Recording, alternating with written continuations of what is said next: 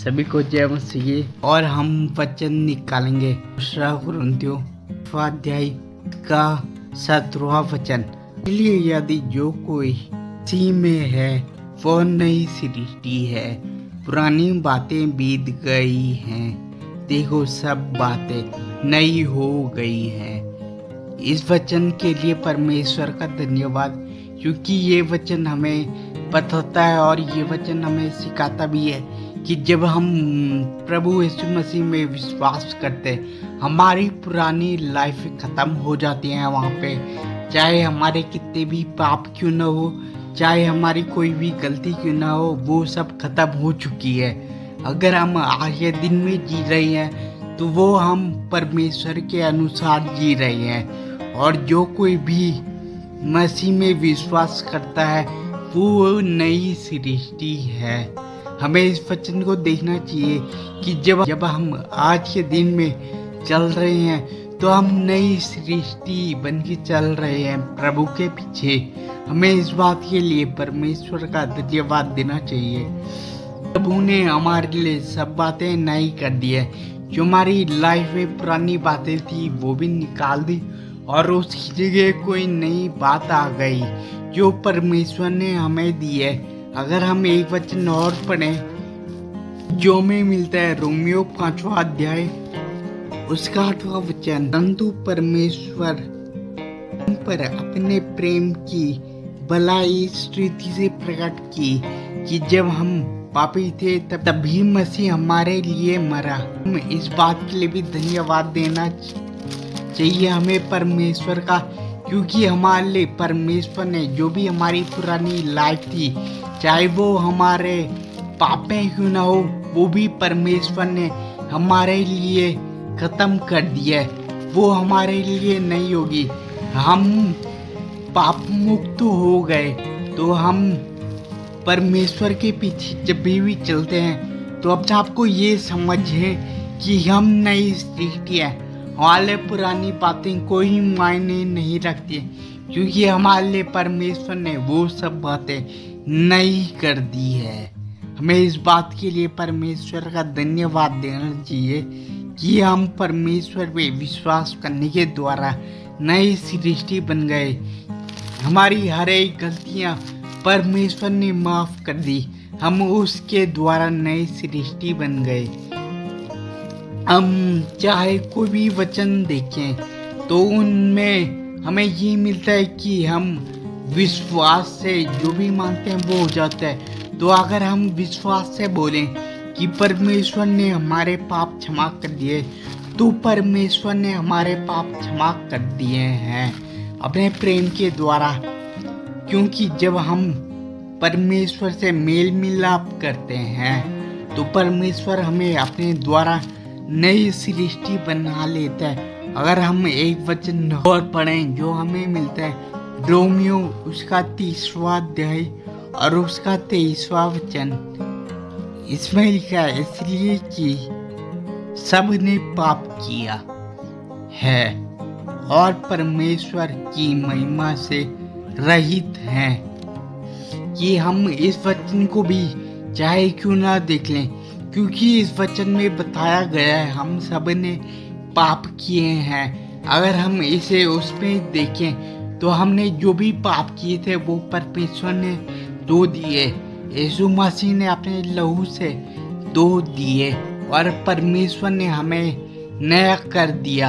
हमें एक नया जीवन दिया है। हमें उस नए जीवन में चलते रहना है और हमें उस जीवन से पीछे नहीं मुड़ना, क्योंकि हमारी सारी पिछली बातें हमें हमारे लिए खत्म हो गए। वो सारी बातें परमेश्वर ने नई कर दी है हमारे लिए। चाहे वो हमारा विश्वास न हो, वो हर दिन परमेश्वर पे नया होता जाएगा। चाहे हमारी कोई भी गलती क्यों ना हो, वो गलती भी परमेश्वर ने माफ कर दिया है और उस गलती को हमारे जीवन से परमेश्वर ने निकाल दिया है। उस गलती को परमेश्वर ने नया कर दिया है, यानी कि वो गलती हमारे जीवन में कोई मायने नहीं रखती है। अगर हमें नई सृष्टि बनना है तो परमेश्वर के पीछे चलना है। यीशु मसीह के पीछे चलना है, हमें उसके वचन के अनुसार चलना है, हमें उन आज्ञाओं के अनुसार चलना है जो परमेश्वर ने, जो यीशु मसीह ने हमें दी है। हमें उन सब चीज़ों के अनुसार चलना हो। अगर हम एक वचन और पढ़ें जो हमें मिलता है यूहन्ना उसका 3 अध्याय और उसका 3 वचन, मैं तुझसे सच सच कहता हूँ, यदि कोई नए सिरे से ना जन्मे तो परमेश्वर का राज्य नहीं देख सकता। हमें इस वचन के लिए परमेश्वर का धन्यवाद देते हैं क्योंकि हमने परमेश्वर पे विश्वास किया। हम उस विश्वास के द्वारा नई सृष्टि बन गए। जो भी हमारे पुराने जीवन की जो भी बातें थी जो हमें पीछे की ओर धकेलती थी, वो सारी बातें हमारे जीवन से हट गई और हमें परमेश्वर ने नई बातों में आगे बढ़ाने की कोशिश की है।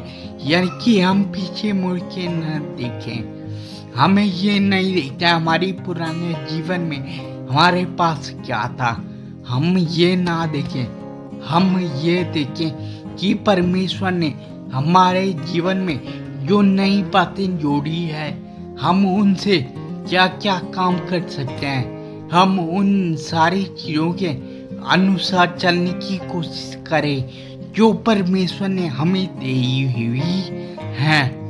अगर हम इस वचन को ध्यान से देखें, अगर हम नए सिरे से नहीं जन्मे, यानी कि हम उस नई सृष्टि होके नहीं परमेश्वर के पीछे नहीं चले, तो हम परमेश्वर के राज्य को नहीं देख सकते।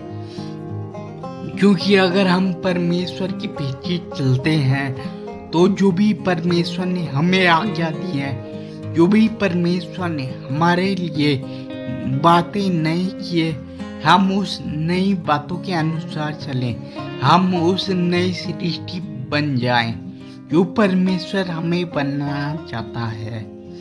और हम तभी परमेश्वर के राज्य को देखेंगे जब हम परमेश्वर के पीछे से एक्यूरेट, यानी कि जैसा उसके वचन में लिखा है हम वैसा करें, जैसा उसने हमें अपनी आज्ञा दी है हम उन आज्ञाओं के अनुसार अपना जीवन बिताएं, हम उसके वचन के अनुसार अपना जीवन बताएं। अगर हम नई सृष्टि बन जाते हैं तो हम परमेश्वर के राजा को देख सकते हैं कि परमेश्वर का राज्य हमारे लिए है। क्योंकि परमेश्वर के राज्य में नए सिरे से जन्मना, यानी कि नई सृष्टि बन जाना, हमारे लिए जो बातें परमेश्वर ने नहीं की है हम उन्हीं बातों में चलते रहें। चाहे परमेश्वर ने हमारे पाप धोए हैं तो हम पापों को छोड़ दें। हमारे जीवन में कोई भी गलती हो हम उन गलतियों को छोड़ दें, हम पीछे मुड़ के ना देखें कि हमारे पीछे हो क्या रहा है, हम आगे बढ़ते चले जाएं, हम विश्वास में आगे बढ़ते चले जाएं, हम हर रोज अपने विश्वास को नया करते चले जाएं। ऐसा करने से ही हम परमेश्वर के राज्य को देख सकेंगे। जय मसीह एंड गॉड ब्लेस।